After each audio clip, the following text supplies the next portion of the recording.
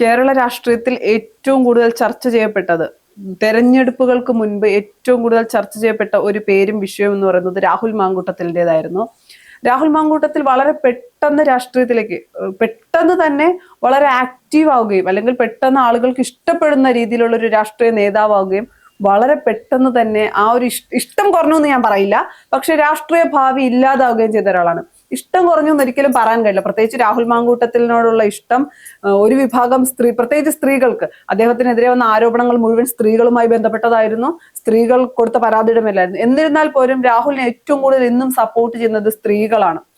രാഹുൽ മാങ്കൂട്ടത്തിൽ ഞാൻ വിശ്വസിക്കുന്നത് വെച്ച് രാഹുൽ മാങ്കൂട്ടത്തിലെ പേരിൽ ഇങ്ങനെ ഒരു ആരോപണം വന്നില്ലായിരുന്നുവെങ്കിൽ അല്ലെങ്കിൽ ഉണ്ടായിരുന്നില്ലെങ്കിൽ ഒരു മന്ത്രിയായി നിയമസഭയിൽ ഇരിക്കേണ്ട മനുഷ്യനാണ് രാഹുൽ മാങ്കൂട്ടത്തിൽ.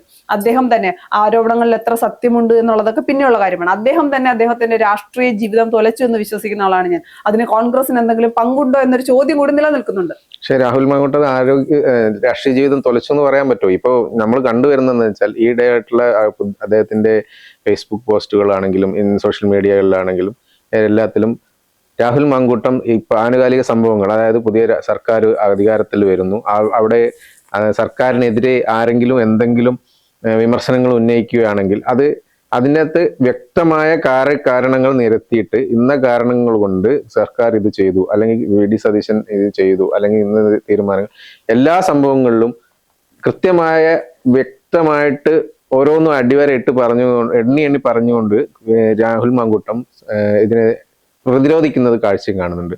അത് ശരിക്കും പറഞ്ഞു കഴിഞ്ഞാൽ രാഹുൽ മാങ്കൂട്ടത്തിന്റെ ഒരു തിരിച്ചുവരവിന്റെ ഒരു പാതയിലേക്കാണോ പോകുന്നത്? അല്ല, അതിന്റെ അകത്ത് രാഹുൽ മാങ്കൂട്ടത്തിൽ നമ്മൾ കോൺഗ്രസ് എന്ന പാർട്ടി എടുത്താൽ, കോൺഗ്രസ്സുകാരനായ രാഹുൽ മാങ്കൂട്ടത്തിലിനെ എടുത്താൽ പ്രധാനമായി പറയേണ്ടത്, കോൺഗ്രസിൽ റിയൽ പൊളിറ്റിക്സും കൊണ്ടുവന്ന ആള് രാഹുൽ മാങ്കൂട്ടത്തിലാണ് എന്ന് പറയേണ്ടി വരും. രാഹുൽ മാങ്കൂട്ടം ചാനൽ ചർച്ചകളിൽ വന്നിരുന്ന് സജീവമായി. അങ്ങനെയാണ് രാഹുൽ മാങ്കൂട്ടത്തിൽ കുറച്ചുകൂടി ഒരു പോപ്പുലാരിറ്റി. പിന്നെ സോഷ്യൽ മീഡിയയിൽ രാഹുൽ മാങ്കൂട്ടത്തിൽ വളരെ സജീവമായിരുന്നു. MLA ആകുന്നതിനും യൂത്ത് കോൺഗ്രസിന്റെ അധ്യക്ഷനാവുന്നതിനൊക്കെ മുമ്പുള്ള രാഹുൽ മാങ്കൂട്ടത്തിൽ ചർച്ചകളിൽ വന്നിരിക്കുമ്പോൾ രാഹുൽ മാങ്കൂട്ടത്തിൽ ഏറ്റവും വലിയ പോസിറ്റീവായി ഞാൻ കണ്ടത്, കാര്യങ്ങൾ പഠിച്ച് എതിരാളിക്ക് ഉത്തരം മുട്ടിക്കുന്ന രീതിയിലുള്ള കാര്യങ്ങളായിരിക്കും പറയുക. രാഹുൽ മാങ്കൂട്ടത്തിന്റെ ചാനൽ ചർച്ചകൾ കേട്ടിരിക്കാൻ പോലും നമുക്ക് തോന്നുന്ന തരത്തിൽ, പ്രത്യേകിച്ച് കോൺഗ്രസ്സുകാർക്കൊക്കെ രാഹുൽ മാങ്കൂട്ടത്തിനോടുണ്ടായ ഒരു സ്നേഹം എന്ന് പറയുന്നത് കേട്ടിരിക്കാൻ തോന്നുന്നു. കോൺഗ്രസ്സുകാർക്കെന്നല്ല എല്ലാവർക്കും രാഹുലിന്റെ സംസാരം, ചാനൽ ചർച്ചകൾ കേട്ടിരിക്കാനുള്ള ഒരു ഇഷ്ടവും താല്പര്യമൊക്കെ ഉണ്ടായിരുന്നു. പിന്നെ റിയൽ പൊളിറ്റിക്സിന് അപ്പുറത്തേക്ക് റിയൽ പൊളിറ്റിക്സും രാഷ്ട്രീയത്തിൽ ഗുണം ചെയ്യുമെന്ന് മനസ്സിലാക്കി തന്ന ആളും രാഹുൽ മാങ്കൂട്ടത്തിനാണ്. അതൊരു ഉദാഹരണം കൂടി ഞാൻ പറയാം. രാഹുൽ മാങ്കൂട്ടത്തിലും അബിൻ വർക്കിയും എടുത്താൽ ഇവർ രണ്ടുപേരും അധ്യക്ഷ സ്ഥാനത്തേക്ക് മത്സരിച്ച രണ്ടുപേരാണ്. അബിൻ വർക്കി കുറച്ചുകൂടി റിയൽ പൊളിറ്റിക്സിൽ മാത്രം ഫോക്കസ് ചെയ്യുകയും രാഹുൽ മാങ്കൂട്ടത്തിൽ റിയലും ഒരുമിച്ച് കൊണ്ടുപോവുകയും ചെയ്തു. നമ്മൾ കണ്ടതാണ് അബിൻ വർക്കി പല സമയത്ത്, ഇപ്പൊ നിലവിൽ MLA ആണെങ്കിൽ പോലും അബിൻ വർക്കി പല സമയത്തും തഴയപ്പെട്ട ഒരു രാഷ്ട്രീയ നേതാവ്, അല്ലെങ്കിൽ പല സാഹചര്യങ്ങളും അബിനെ തഴഞ്ഞിട്ടുണ്ട്. പക്ഷെ രാഹുൽ അങ്ങനെയായിരുന്നില്ല. രാഹുലിന് കിട്ടാവുന്നതിനേക്കാൾ കൂടുതൽ പരിഗണനയും സ്ഥാനങ്ങളും ഒക്കെ കിട്ടിയ ആളാണ് രാഹുൽ മാങ്കൂട്ടത്തിൽ. ഇപ്പൊ കോൺഗ്രസ് രാഷ്ട്രീയത്തിൽ ഒരു മാറ്റം കൊണ്ടുവന്ന ആള് എന്ന് വേണമെങ്കിൽ നമുക്ക് രാഹുൽ മാങ്കൂട്ടത്തിലെ പറയാൻ കഴിയും. പിന്നെ രാഹുൽ മാങ്കൂട്ടത്തിനെതിരെ ഒരു ആരോപണം ഉണ്ടാകുമ്പോൾ ഇതിന്റെ പാർട്ടിക്ക് എന്തെങ്കിലും പങ്കുണ്ടോ എന്നൊരു ചോദ്യം നിലനിൽക്കുന്നുണ്ട്. രാഹുലിനെ രാഷ്ട്രീയത്തിൽ ഇത്രയും ശോഭിക്കാൻ കാരണമായ രണ്ടുപേരെന്ന് ഒന്ന് ഷാഫി പറമ്പിലും V.D. സതീശനുമാണ്. പക്ഷെ തെരഞ്ഞെടുപ്പിന് തൊട്ട് മുൻപ് കോൺഗ്രസ് എന്ന പാർട്ടി ഇല്ലാതാക്കാൻ കഴിയുന്ന രീതിയിലുള്ള ആരോപണങ്ങളാണ് രാഹുൽ മാങ്കൂട്ടത്തിനെതിരെ ഉണ്ടാകുന്നത്. അപ്പൊ പാർട്ടി എടുത്തൊരു നിലപാടുണ്ട്. ഇന്ന് വരെയും കോൺഗ്രസ് പാർട്ടി ഇത്രയും ആർജവമുള്ള ഒരു നിലപാട് എടുത്തിട്ടില്ല. അത് അല്ലെങ്കിൽ രാഹുൽ മാങ്കൂട്ടം കുറ്റക്കാരനാണോ അല്ലയോ എന്ന് തെളിയുന്നതിന് മുൻപ് തന്നെ രാഹുൽ മാങ്കൂട്ടത്തിലെ യൂത്ത് കോൺഗ്രസ് അധ്യക്ഷ സ്ഥാനത്ത് നിന്ന് പുറത്താക്കുന്നു, പിന്നീട് പാർട്ടിയിൽ നിന്ന് പുറത്താക്കുന്ന ഒരു നടപടി എടുക്കുന്നു. എന്നാൽ പോലും രാഹുൽ മാങ്കൂട്ടം വിട്ടുപോകാൻ, അല്ലെങ്കിൽ രാഹുൽ മാങ്കൂട്ടം ഒരിക്കലും പിന്മാറാൻ തയ്യാറാവാത്ത ഒരു രാഷ്ട്രീയക്കാരനാണെന്ന് പറയുന്നത്. എന്റെ ഭാഗം തെളിയിക്കുന്ന തന്നെ രാഹുൽ പറഞ്ഞുകൊണ്ടിരിക്കുന്നുണ്ട്. എന്ത് ആരോപണങ്ങളൊക്കെ അതിനെ പറ്റിയുള്ള നിജസ്ഥിതി പുറത്തു വരട്ടെ എന്നൊക്കെ പറയുന്നുണ്ടെങ്കിൽ കൂടി രാഹുൽ മാങ്കൂട്ടം പൊളിറ്റിക്സിൽ നിന്ന് മാറി നിൽക്കാൻ തയ്യാറായിട്ടില്ല. പാലക്കാട് തന്നെ MLA ആയിക്കൊണ്ടിരിക്കുമ്പോൾ തന്നെ പാലക്കാട് ഈ ഒരു ആരോപണം വന്നപ്പോഴും അറസ്റ്റ് ഉണ്ടായപ്പോഴും എല്ലാ സംഭവവും ഉണ്ടായപ്പോഴും അതിനുശേഷവും പാലക്കാട് നിറഞ്ഞു നിന്നിട്ടുണ്ടായിരുന്നു. അപ്പൊ അത് മാത്രമല്ല, പാലക്കാട് മാത്രമല്ല, ഇപ്പൊ കേരളത്തില് കോൺഗ്രസ് പുതിയ അധികാരത്തിൽ വന്നു. കോൺഗ്രസ് അധികാരത്തിൽ വന്നു ആദ്യത്തെ കുറച്ച് ദിവസം നല്ല രീതിയിലുള്ള കയ്യടി നേടുന്ന കുറെ സംഭവങ്ങളുണ്ട്. അതിനുശേഷം കുറച്ച് ദിവസമായിട്ട് വിമർശനങ്ങൾ നേരിട്ടുകൊണ്ടിരിക്കുന്നു. അപ്പൊ വിമർശനങ്ങൾ നേരിട്ടുകൊണ്ട് ആദ്യം തന്നെ വന്നത് പ്രിയദർശിനി ബസ് സൗജന്യ യാത്ര നടപ്പിലാക്കിയപ്പോഴായിരുന്നു. അപ്പൊ അതിനെതിരെ LDF രംഗത്ത് വരുന്നു. ഓരോ കാര്യങ്ങൾ എടുത്തു പറയുന്നു. ഇത് വാഗ്ദാനങ്ങൾ പാലിച്ചില്ല, ഓർഡിനറി ബസ്സുകളിലേക്ക് മാത്രം ഒതുക്കി, സിറ്റി ബസ്സിലില്ല, അങ്ങനെയുള്ള ആദ്യത്തെ ദിവസം തന്നെ കുറെ കാര്യങ്ങൾ പറഞ്ഞിട്ട് ആരോപണങ്ങൾ ഉന്നയിച്ചിട്ടുണ്ട്. അന്ന് രാഹുൽ മാങ്കൂട്ടത്തിൽ ഒരു വീഡിയോ ഫേസ്ബുക്കിൽ ഇട്ടിട്ടുണ്ടായിരുന്നു. ഒരു 10-20 മിനിറ്റിന്റെ മേലെയുള്ള ഒരു വീഡിയോ. അതിനകത്ത് LDF ആരോപിക്കുന്ന എല്ലാ കാര്യങ്ങൾക്കും കൃത്യമായ മറുപടി കൊടുത്തുകൊണ്ടുള്ള ഒരു വീഡിയോ ആയിരുന്നു. ആ വീഡിയോ എനിക്ക് തോന്നുന്നു ഒരുപാട് പക്ഷേ എല്ലാവരും കാണുകയും ചെയ്തിട്ടുണ്ട്, അത് ഷെയർ ചെയ്ത് പോയിട്ടുണ്ട്, ഒരുപാട് റീച്ച് അതിന് കിട്ടിയിട്ടുണ്ടെന്ന് തോന്നുന്നു. അതാ ഞാൻ പറഞ്ഞത്, രാഹുൽ മാങ്കൂട്ടത്തിനെതിരെ ആരോപണങ്ങൾ ഉണ്ടാകുന്നു, ഇപ്പോഴും ആരോപണങ്ങളൊക്കെ നിലനിൽക്കുന്നുണ്ട്. രാഹുൽ മാങ്കൂട്ടത്തിൽ തെറ്റ് ചെയ്തിട്ടില്ല എങ്കിൽ അദ്ദേഹത്തെ പാർട്ടി തിരികെ എടുക്കുന്ന കാര്യം പരിശോധിക്കുമെന്നൊക്കെയാണ് നേതാക്കളൊക്കെ പറയുന്നത്. എന്നാൽ കോൺഗ്രസ് എടുത്ത നിലപാട് എന്ന് പറയുന്നത് സ്ത്രീപക്ഷ നിലപാടാണ്. കോൺഗ്രസ് എടുത്ത നിലപാടിനെ അംഗീകരിക്കുക തന്നെയാണ്, അതിലൊന്നും യാതൊരു സംശയമില്ല. എന്നാൽ കൂടി ഒരു ആരോപണം, ഒരു സ്ത്രീ അല്ല ആരോപണവുമായി മുന്നോട്ട് വന്നത്, ഒന്നിലധികം സ്ത്രീകൾ ആരോപണവുമായി മുന്നോട്ട് വരുമ്പോൾ എന്തുകൊണ്ടാണ് സ്ത്രീകൾ പോലും രാഹുലിനെ വിശ്വസിക്കുന്നത് എന്നൊരു ചോദ്യമുണ്ട്. ഒരു വിഭാഗം ഇന്നും രാഹുലിന് വേണ്ടി, രാഹുലിനെ പാലക്കാട് MLA ആയിരുന്ന രാഹുലിനെ സ്നേഹിക്കുന്ന ഒരു വിഭാഗം ഇന്നും പാലക്കാടുണ്ട്. അതുപോലെ തന്നെ സോഷ്യൽ മീഡിയയിൽ ശ്രദ്ധിച്ചാൽ മതി, രാഹുൽ മാങ്കൂട്ടത്തിൽ ഇടുന്ന പോസ്റ്റിന് നല്ല റീച്ചാണ്. ചില പോസ്റ്റുകളിന്റെ ഒക്കെ ലൈക്ക് തന്നെ 1 ലക്ഷത്തിന് പുറത്തേക്കാണ്. കമന്റ് ബോക്സ് നമ്മൾ എടുക്കുമ്പോൾ കുറെ സഖാക്കളെന്ന് എടുത്തു പറയാനുള്ള കാരണം അവരുടെ പ്രൊഫൈൽ കാണുമ്പോൾ നമുക്കറിയാം. അങ്ങനെയുള്ള ഒരുപാട് പേർ വന്ന് പല മോശം കമന്റുകൾ ഇടുന്നുണ്ട്. പക്ഷെ രാഹുൽ മാങ്കൂട്ടത്തിൽ എത്ര മോശം കമന്റുകൾ ഇട്ടാലും രാഹുൽ മാങ്കൂട്ടത്തിൽ വീണ്ടും വീഡിയോ ഇടുന്നുണ്ട്, അദ്ദേഹത്തിന് പറയാനുള്ള കാര്യങ്ങളൊക്കെ പറയുന്നുണ്ട്.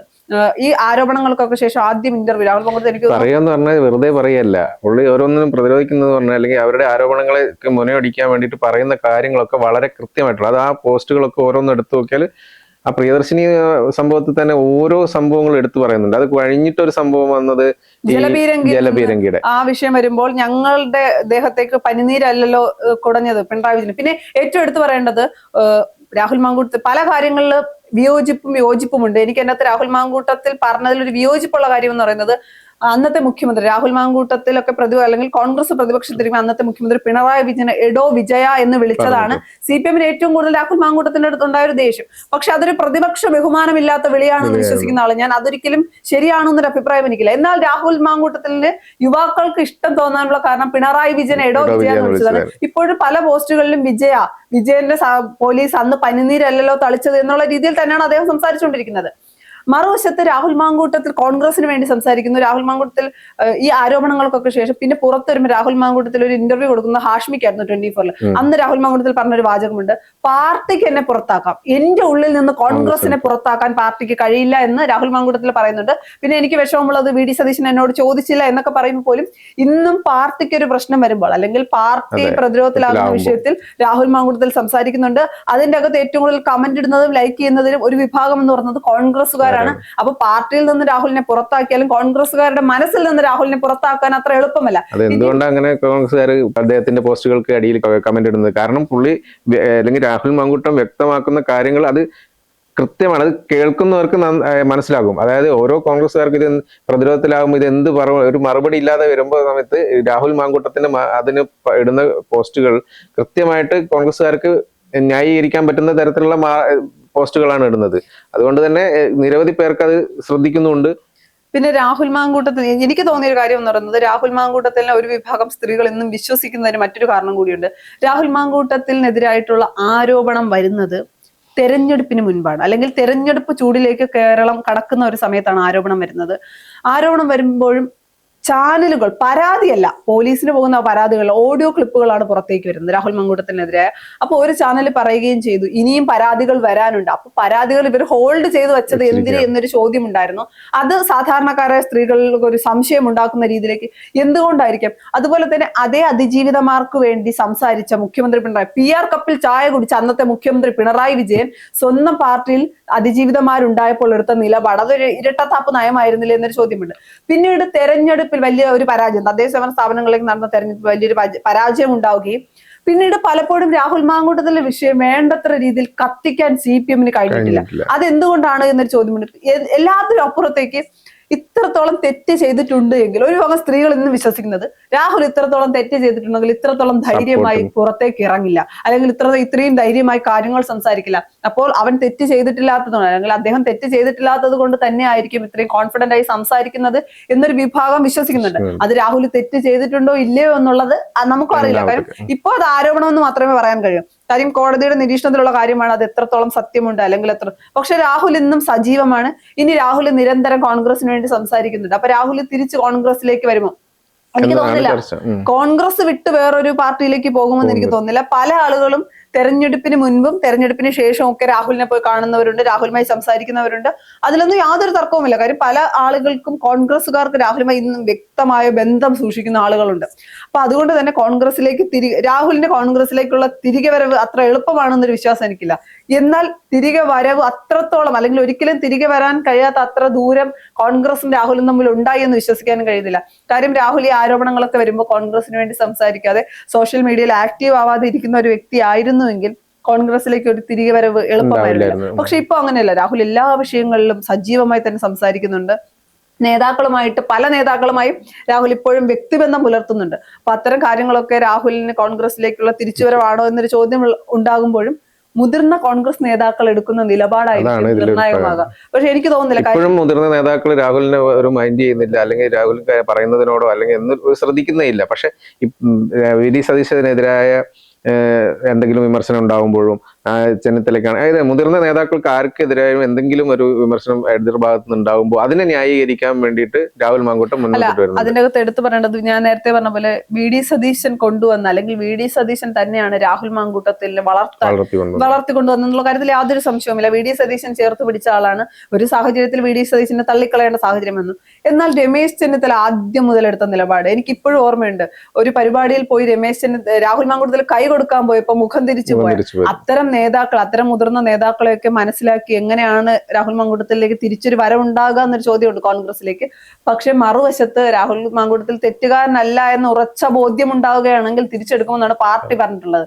പക്ഷെ അതിനൊക്കെ എത്ര കാലമെടുക്കും? കോടതിയാണ്, കേസാണ്. പിന്നെ രാഹുൽ മാങ്കൂട്ടത്തിന്റെ വിഷയത്തിൽ എന്തുകൊണ്ട് ഇപ്പൊ കേസുകളും അല്ലെങ്കിൽ അതിജീവിതന്മാർ മോശമായിട്ടൊരു അനുഭവം ഉണ്ടാവുകയും വയറ്റിൽ വെച്ച് തന്നെ നശിപ്പിച്ച കുട്ടിക്ക് പേരിട്ട അതിജീവിതന്മാർ വരെ ഉള്ള സംസ്ഥാനം അല്ലെങ്കിൽ ഉള്ള നാടാണ്, അവരെന്തുകൊണ്ട് ഇപ്പോഴും കേസുമായി മുന്നോട്ട് പോകുന്നില്ല എന്നാണ്. അപ്പൊ അവരുടെ ആവശ്യം, സാധാരണക്കാരായ ഒരു വിഭാഗം ഇപ്പോഴും ചോദിക്കുന്നത്, അവരുടെ ആവശ്യം രാഹുലിന്റെ രാഷ്ട്രീയ ജീവിതം ഇല്ലാതാക്കുക എന്നത് മാത്രമായിരുന്നു എന്നാണ്. നമുക്ക് ഈ നിലവിലെ സാഹചര്യത്തിൽ അതായിരുന്നു ഇവർക്ക് വേണ്ടതെന്നാണ് ചിന്തിക്കാൻ പറ്റുന്നത്. കാര്യം പിന്നീട് കേസുമായി പോകുന്നില്ലല്ലോ. അങ്ങനെയാണെങ്കിൽ 10 പേരുണ്ടെങ്കിൽ ഒരാൾക്കെങ്കിലും കേസുമായി മുന്നോട്ട് പോകാമല്ലോ. തിരുത്താൻ, പിന്നെ വേറൊരാൾ പറയുന്നുണ്ട്, അല്ലെങ്കിൽ ആദ്യം തന്നെ പറയുന്നുണ്ടായിരുന്നു, തിരുത്താൻ വേണ്ടിയാണ്, രാഹുൽ തിരുത്താൻ വേണ്ടിയാണ്. ഇപ്പൊ രാഹുലിന്റെ തിരുത്താൻ വേണ്ടിയല്ല, രാഹുലിന്റെ രാഷ്ട്രീയ ജീവിതം തിരുത്താൻ വേണ്ടി മാത്രമായിരുന്നു ഇതൊക്കെ.